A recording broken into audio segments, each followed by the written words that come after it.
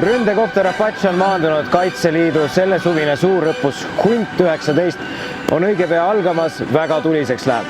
Keskpolügoonil toimub Põhja-Maakaitse ringkonna õppus Hunt 19 ja täna oleme siis käivitamas selle õppuse teist faasi, kus liitlased alustavad väljaõpet Põhja-Maakaitse ringkonna allüksustele, tutvustades siis soomustehnikat, tanke, soomukeid, pioneeritegevust ja meditsiini väljaõpet. Ja pealelõunal käivitame õppelahingute faasi, kus Põhja-Maakaitse ringkonna 41. lahingugrupp viib läbi viivitus- ja kaitseoperatsioone ja meie liitlased Royal Hussaarid viivad läbi siis ründava iseloomuga operatsioone.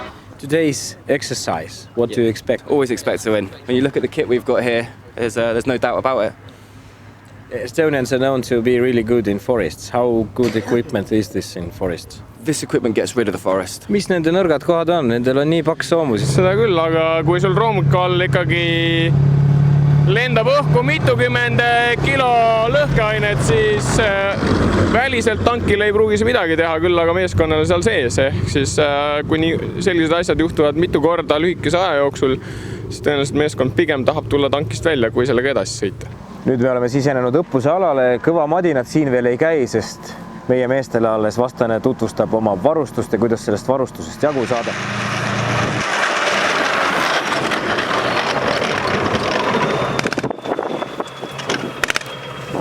Section in the pipe, you know that they're about to stop because the driver will slam the brakes on.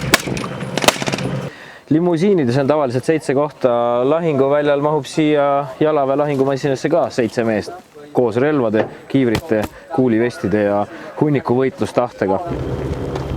So, how was it? It's cool. Fast? Yeah, very fast. Very comfortable? Very fast stopping. Who's gonna win tonight? Us and French. I think, we all win because we learned something. Andrus, sa said just sõita brittide jalaväe lahingumasinaga. Öeldakse, et seal 7-kohalises limusiinis oli ruumi laialt. Kas tegelikult oli? Pidurdamise hetkel oli seal 2 kohta juures, jah. Täna pärastlõuna läheb siin veel tulisemaks, kui seal kabiinis praegu oli. Mis ootused õhtuks on?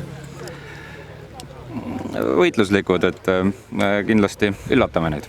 Tunne on üllatavalt mõnus, sellepärast siiamaani meil Hunt olnud alati kõige ebamugavamal aastajal, aprilli alguses. Külm, märk, pime ja tahaks kodus olla, aga siin on nagu sooja päevad. Nagu juures olevalt pildilt näha, olukord põllul on väga ootusärev. Saab siis imet näha, kumb pool õhtuks võidab.